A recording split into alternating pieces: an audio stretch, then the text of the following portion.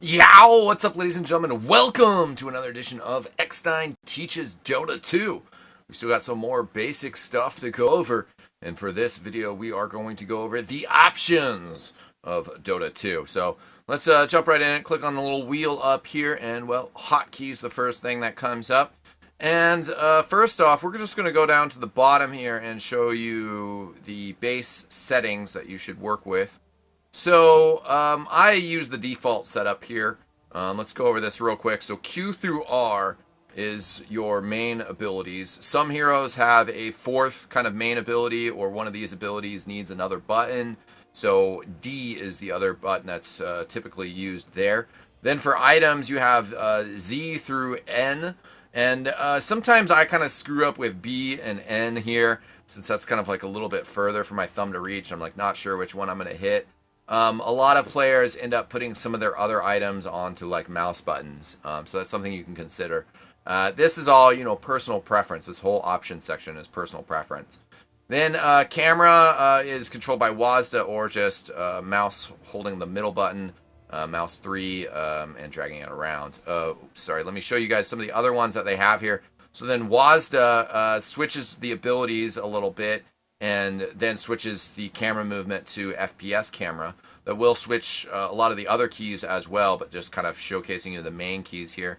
Legacy keys, then the abilities are based off of what key they were used in Warcraft 3, so it's really weird. I don't use legacy keys at all. That's just a shout out to old school Dota players just about the MMO setup, where abilities are 1 through 4, items are the same, camera's the same, so there's going to be other changes. The League of Legends setup, items are 1 through 6, abilities Q through R. Heroes of New Earth, where items are abilities plus holding Alt. And then the Smite setup as well, 1 through 4 and F through C. That's kind of weird, but hey, whatever, that's cool. So let's go back there, we'll cancel, and then we'll showcase some of the other ones here. So, basic abilities here, or basic stuff, we'll go through each one real quick. Ability learn, if you hit O and then you hit the skill, it'll level up your skill, so that's pretty easy. The other quicker way to do that is you hold control and then hit the skill button, and that will also level up your skill. Upgrade stats is that's the key to push there. Attack move / force attack. We will get into what force attack is a little bit later. There is another setting that you have to flick here that I'll get into it now. So in order to deny people, you have to force attack by default. You have to hit A, and then you have to click on your own unit. Now, you still have to do that for towers, even if you flip the setting I'm going to tell you about, which, screw it, we're just going to go over there right now. That would be force right-click attack.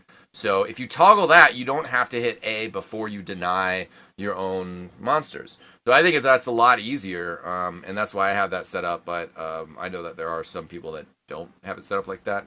Whatever. M to move, but right-clicking will do that. M is good for following a unit without attacking it.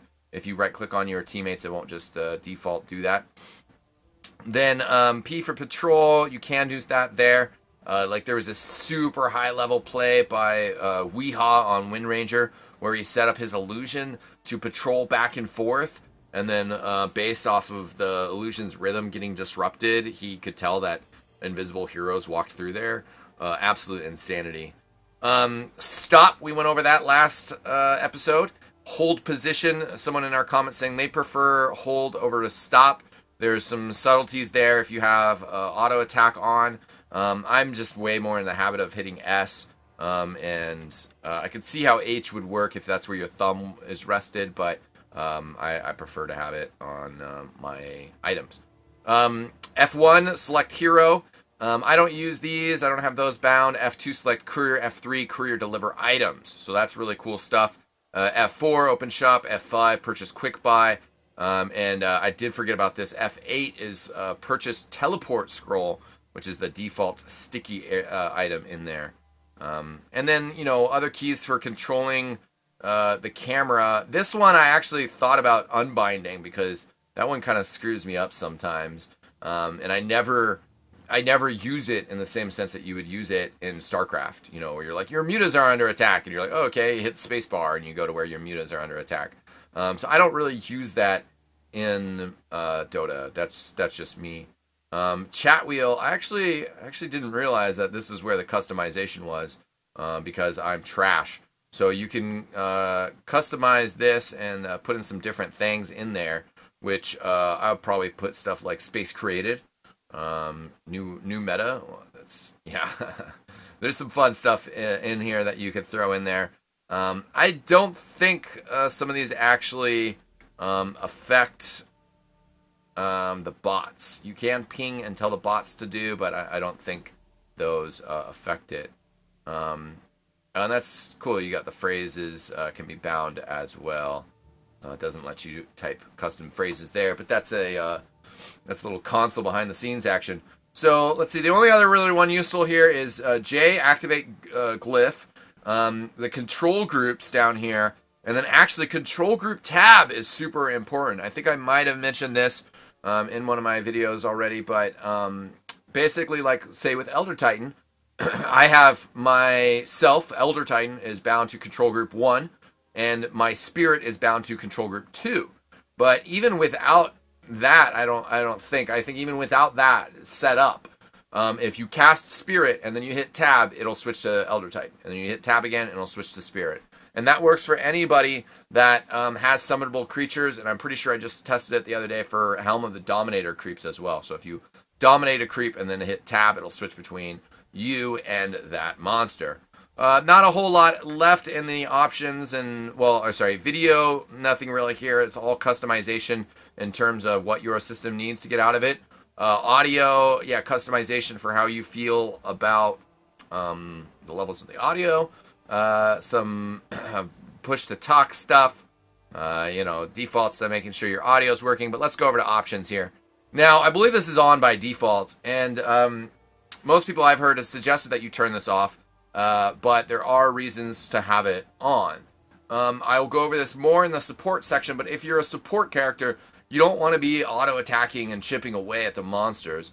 Pretty much most people, you don't want to be auto-attacking. Now, this one is tied into that and is kind of hero-specific to a certain degree as to whether you should have this on or should not. I have this on for Elder Titan. And that's because Elder Titan Stomp puts people to sleep, but it also has an interaction where if I hit them within, I think it's like the first half second, it might be a third of a second, but if I hit them in that window, they will not wake up. So, a stomp into an immediate auto attack will not wake them up. And that's pretty much why I have it. Yeah, but there's ways kind of around that. There's ways that causes trouble sometimes for me. So that's maybe something that, might want to get rid of, might want to keep. This is another weird one that's a kind of personal preference versus what hero you play, the heroes that you play the most of. Because I definitely think that there's some heroes that have summonables that this is like, you need this, you want this. And thankfully for Elder Titan, I don't think this counts. I think the spirit is counted as a ward, maybe. So it's not counted as a summonable unit. It can't be destroyed like other summonable units can be destroyed. But this applies to like Warlocks, Golems, Beastmasters units. There's some others, but again, I think that this one is kind of a personal preference.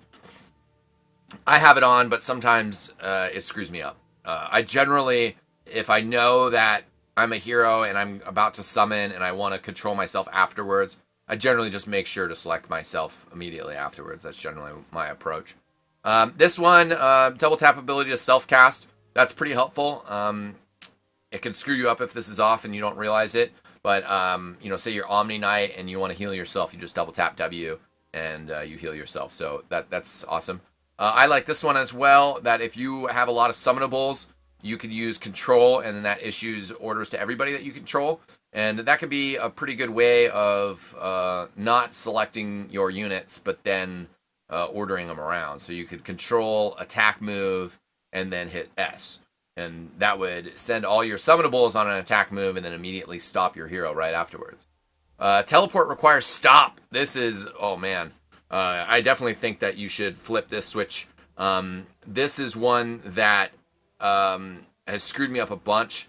Whether you switch treads, pop Soul Ring, or do something silly, you could cancel your teleport, and it's unfortunate. So pretty much this is like, you can remove a feature that's supposedly helpful and instead replace it with something that you choose when it stops. So I feel that's a lot better.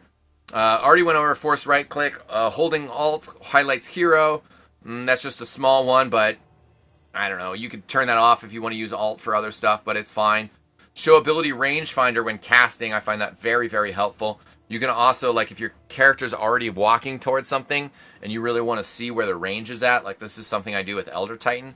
I'll walk somewhere and then I'll hover over the skill so that it shows the range of the skill, and then I know exactly how far to walk or when I should cast it. I find that helpful. Show player dynamics over health bar, meh. Show hit points over player health bar. I find that helpful. Shop always uses hotkeys. That's an interesting one. Maybe if I was more pro and I really knew all the hotkeys in the shop, I would be in favor of this, but I also feel like sometimes it would mess me up, so I have that off. Definitely use broadcaster stats, sure. That's just kind of a spectating pick. Colorblind. Quick attack is an interesting one. I'm alright on that. I don't need that. Smart attack move. This is an interesting one, but again, I'm used to kind of the StarCraft style, so I would just kind of rather not. There's some other things that are not kind of described in here. Okay, yeah, I was going to say maybe there's some other weird stuff, but no, it's not in there. There's some other weird stuff that you can do in here that's not described in here. Like, there's shift move and control move, and some of those, they affect the pathfinding, and they try to make you walk a different route instead of following the pathfinding. And that could be very useful when in the trees and some things like that. Like, it makes you try to walk a direct path instead of trying to find the maze path. So, for example, you have some trees and you're kind of in the trees and you want to head this direction. I believe it's control move. It'll try to move you in that direction. If you do it normally and there's a path to get to that direction that involves going around here, regular move will move you around here. So that can be troublesome sometimes. Camera, there is most of these are all customization stuff, but this one, oh my god, this one kills me. And this is on by default, and I feel it's very important to uncheck.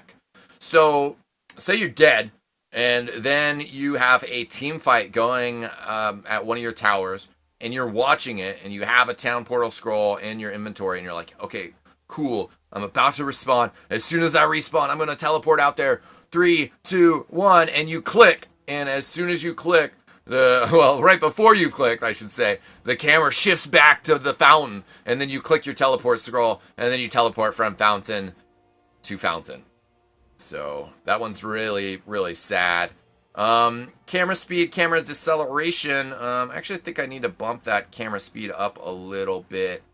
These are things that I would